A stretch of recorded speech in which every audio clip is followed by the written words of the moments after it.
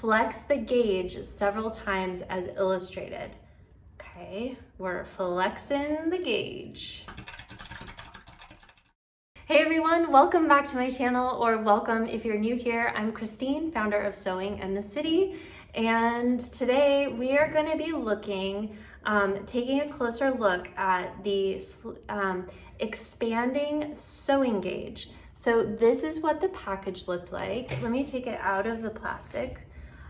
So this is one of these expanding gauges. Have you seen these before? I had seen them here and there, but my mom actually found this at an estate sale and she bought it thinking that I would enjoy it, and she was right. So it says you can use this for shirring, for smocking, for buttons, eyes. I wouldn't know how you're gonna use this with eyes. It literally says it. Shirring, smocking, buttons, eyes. Okay, drapery pleats, dress pleats, that's super handy, and much more. Pretty much the sky's the limit for what you can use this gauge with. So I just literally pulled this out of the package, and we're going to use it to mark the buttonholes on my new top that I made that I just need to do the buttonholes on. Okay, so I've laid out my shirt and I've just started, I pinned in the very first button that I'm going to do at the collar. So this one I'm going to do horizontally, and then all of my other buttons I'm going to do vertically, horizontal on my collar, vertical running down the shirt.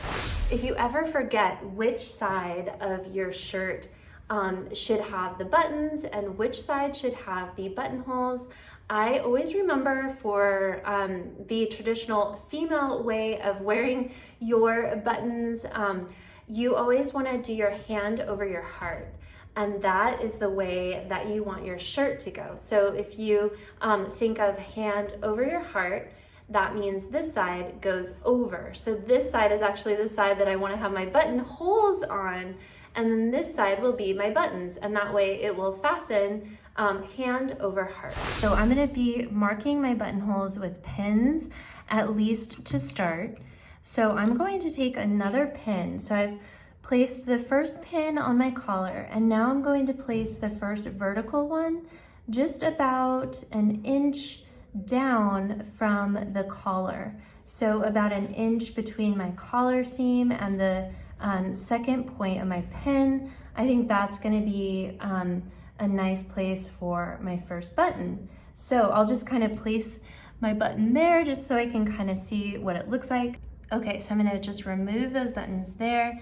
And now I think this is where the magic happens. So I'm going to stretch out my guide.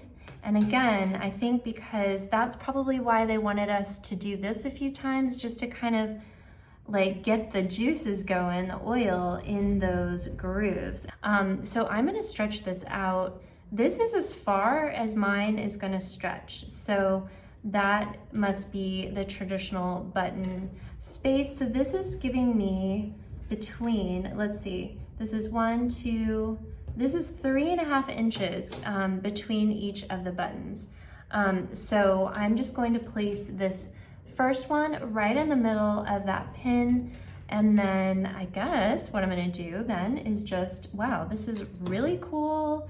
Then I'll just go and do my pin right there in the center over the little guide hook thing. So I'm slightly eyeballing how far in I'm placing my pins. It's about 3/4 of an inch. Once I go to my machine, then I'm going to pick a spot on my sewing machine like foot where I'm going to align all of my buttonholes. So right now I'm just really kind of focusing on getting the spot where I want the button. So I've marked them all with pins. Now I think I want to like lay my buttons just to see, kind of get an idea for what this is going to look like. Make sure that I do indeed want to use these buttons. I really think they're cool. They're actually wood. I looked at the card. It's actually wood.